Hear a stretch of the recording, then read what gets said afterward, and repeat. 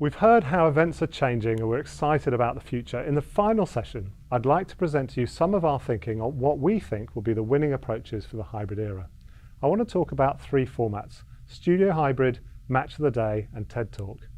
Each one approaches the hybrid opportunities and challenges in different ways. Starting with Studio, you've already heard Liz talk about the format and what it brought to her event. To summarise, from our perspective, Studio delivers the 4 C's. First, camaraderie. For those of you who've had sleepless nights and stressful days, delivering virtual events from an empty office or a kitchen table, I cannot overemphasize the difference it makes to have crew, client and speakers together. We are social animals, and most of us benefit from dealing with challenges collectively. Second is commitment, or put another way, speakers in studios try harder and achieve better results. We've seen countless times the wonder on a speaker's face when they come into our studio not quite sure what to expect, and how it inspires them to raise their game. Combine that with the additional support that our speakers have, like a professional speaker coach in Sean, able to guide them through a rehearsal, or the opportunity to practice with an auto cue in a rehearsal room quietly on their own, and the results are obvious. Third, creativity. There is only so much anyone can do with a speaker with a fridge door full of magnets behind them. Being cruel, speakers at home tend to make a professional webcast look a bit untidy, but once in a studio, the whole thing becomes more harmonious and the production team can help your speaker to lift their slot creatively. Fourth, and most importantly, coffee. A good studio will always have a lovely member of the team to make you a delicious coffee, grab you some food, or rebook your taxi. On these long days, the littlest comforts can make the biggest difference. Oh, thanks, James. So let's go on to our second format. In the new hybrid era, one of the questions our workshop group asked was, how do we tailor content for virtual and in-room audiences at the same time? The central challenge is this. In Jam, we can tell when participants are drifting away from the event, because we can tell when they bring another app or another browser tab in front of Jam. Now, this data is anonymized, but what it tells us is what causes people to leave the session. The number one reason is when an event overruns, particularly if you have an external audience. If you're due to finish at 4:30 p.m, do so. By 4:31, everyone will have left. The second reason is when speakers exceed a 9-minute monologue. Don't ask us why, but 9 minutes seems to be the cutoff in most circumstances. But for our in-room audiences, who may have travelled half a continent to hear from one eminent speaker, 9 minutes may seem like short change, and hence our dilemma. This is where the Match of the Day format fits so well. For those who want the full match day experience, including the travel, the tickets, the pies, the singing, the elation or the disappointment, they will commit a Saturday or a Sunday, a whole day, to a single game.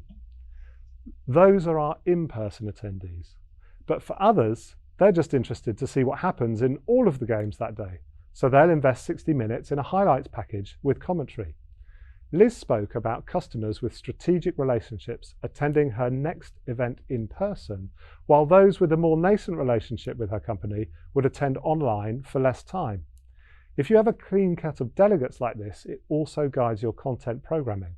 The quicker, more high-level content does well for both audiences, while the more technically detailed, possibly workshop-style content would work better for your in-room audience.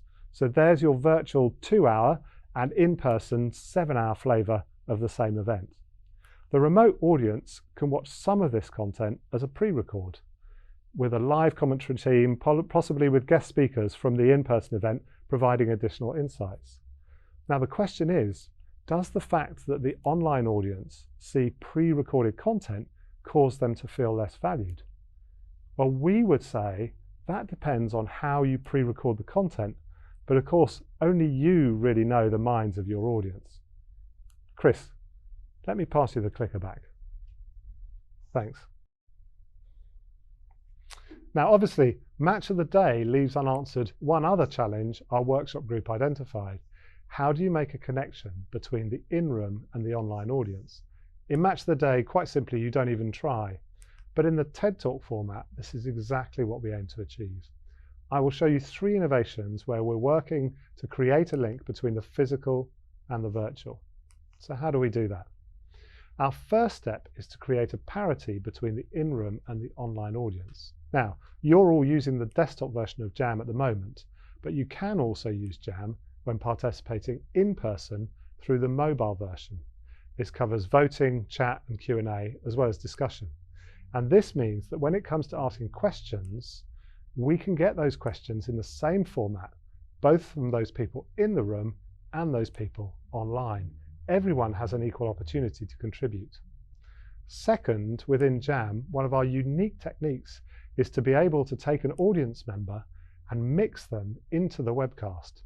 We can get hold of any camera of any participant that has granted access and bring them into direct conversation with the studio or the stage.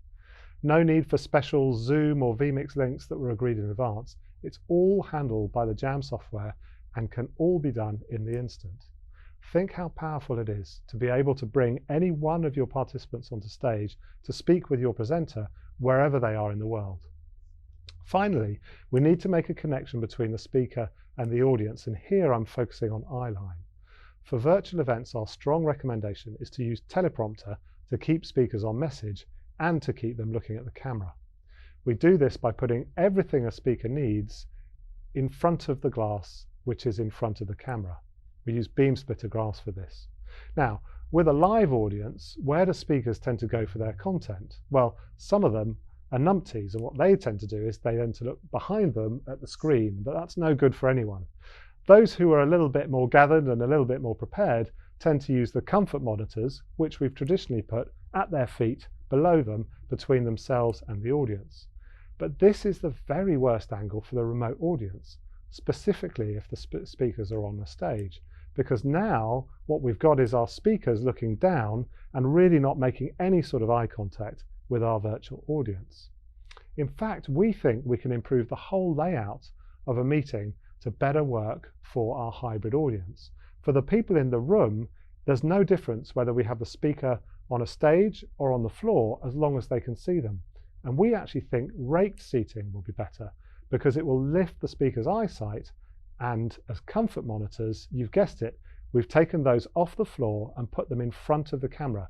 So anytime the speaker needs to refer to the countdown clock, the slides, or see a remote participant or speaker, we can beam it into the glass in front of them, in front of the camera, helping them make eye contact with their remote audience.